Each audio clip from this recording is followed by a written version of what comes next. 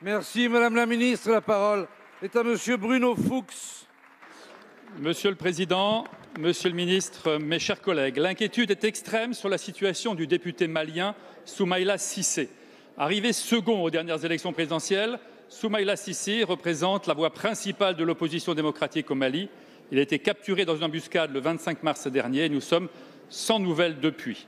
Mes chers collègues, je veux lancer ici, en notre nom et un appel solennel à la libération immédiate du député Soumaïla Cissé.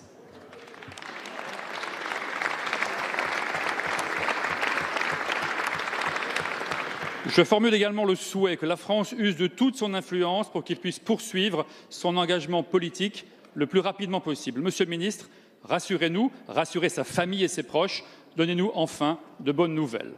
Par ailleurs, ce rapt nous rappelle l'importance majeure de l'action de la France au Sahel. Il nous renvoie également aux enjeux qui touchent à la stabilité et à la gouvernance de nombreux pays de l'espace francophone.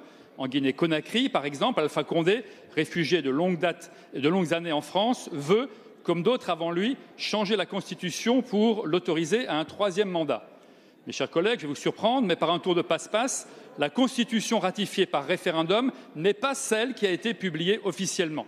Et je ne m'étends pas ici sur les répressions meurtrières aveugles contre les civils.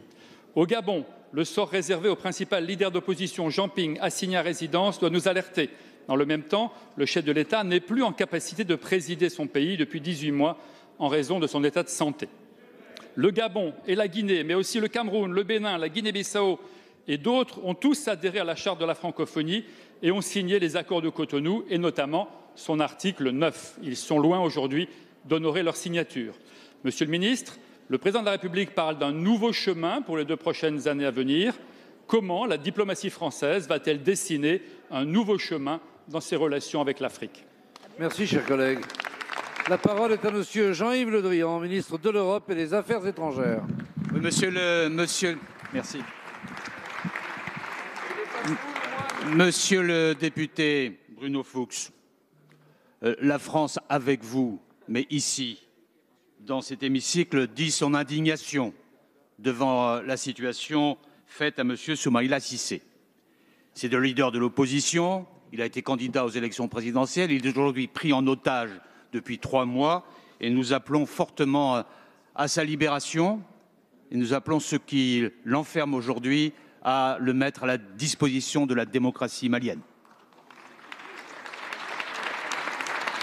Par ailleurs, vous avez évoqué la situation au Mali. C'est vrai qu'il y a aujourd'hui une période de tension socio-politique due à un arrêt de la Cour constitutionnelle à la suite des élections législatives du mois d'avril, qui rend la situation extrêmement tendue.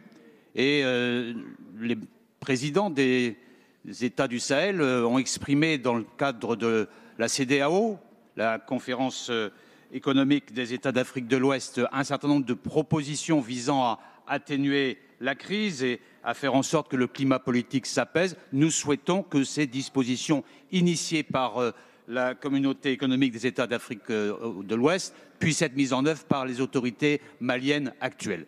Et plus largement, monsieur le député, en Afrique, et vous le savez bien, y compris dans les pays en difficulté que vous avez évoqués, notre posture est de soutenir et la démocratie et le droit. La démocratie dans les États fragiles, vous avez cité la Guinée et nous souhaitons que les initiatives soient prises par le président Condé pour apaiser la situation à la suite d'un référendum que nous avons contesté. Mais c'est vrai aussi dans les États en crise où, en particulier au Sahel, mais aussi au Cameroun, il y a des exactions qui sont commises que nous n'acceptons pas, nous le redisons en permanence aux différents chefs d'État.